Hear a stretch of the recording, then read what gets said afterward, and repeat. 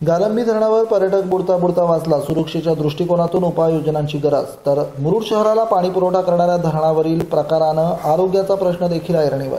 पर्यटन स्थळ म्हणून जगाच्या पटलावर नावारूपाला आलेल्या मुरुड जंजिरा पर्यटन पावसाळ्यात बंदी असताना देखील येथील शहराला पाणी पुरवठा करणाऱ्या गारंबी धरणावर आरोग्याचा प्रश्न ऐरणीवर आला असून पोहताना पर्यटक बुडता बुडता वाचल्यानं अतिउत्साही पर्यटकांना अनावर घालण्यासाठी उपाययोजना करण्याची मागणी नागरिकांकडून केली जाते.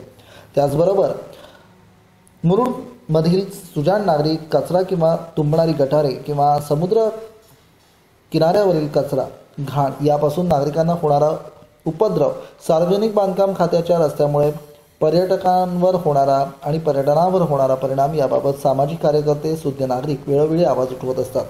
जिव्हाळ्याच्या पाणी प्रश्नी, आरोग्यविषयक या सामाजिक प्रश्नाकडे समाजसेविका याचबरोबर लोकप्रतिनिधीही लक्ष पुरवणं गरजेचं आहे. गारंबी धरण मुरुड नगर परिषदेच्या आधिपत्याखाली येत असल्यामुळे नगर परिषदेने पोलीस ठाण्यात या संदर्भात एक पत्र देऊन अतिउत्साही पर्यटकांवर आवर घालण्यासाठी विनंती केली आहे. यापुढे अनुचित प्रकार आढळून आल्यास कठोर कारवाई केली जाणार असल्याचं मुख्याधिकारी सचिन बच्छाव यांनी आपल्या प्रतिनिधीशी बोलताना सांगितलं. TV7 मराठीसाठी राजीव नेवासेकर, कोरलई, रायगड. गारंबी धरणामध्ये जे पर्यटन येतात आणि पर्यटन तिथे घाण वगैरे करतात. गारंबी धरण हा आमचा एकमेव नाही बोलता येणार, पण मेजर पाण्याचा सोर्स आहे.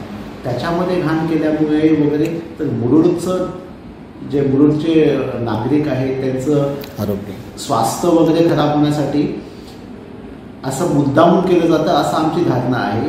त्यामुळे आम्ही पत्रकारांना सुद्धा विश्वासात घेऊन आणि पोलीस स्टेशनला वगैरे आम्ही लेटर दिलेले आहे की बाबा त्यांच्या पर्यटकांवर स्ट्रिक्ट टू स्ट्रिक्ट ॲक्शन व्हावी. हे काही कोणतं खेळायचं किंवा बागडायचं ठिकाण नाही आहे की तुम्ही यायचं आणि घाण करून जायची. आणि जर याच्याने सुद्धा त्यांच्यावर मज्जाव नाही झाला तर त्यांच्यावर आम्ही गुन्हे दाखल करण्यात येतील त्यांच्यावर, हे आहे. आणि SP मॅडमला सुद्धा आम्ही याच्याविषयी लेटर दिलेलं आहे.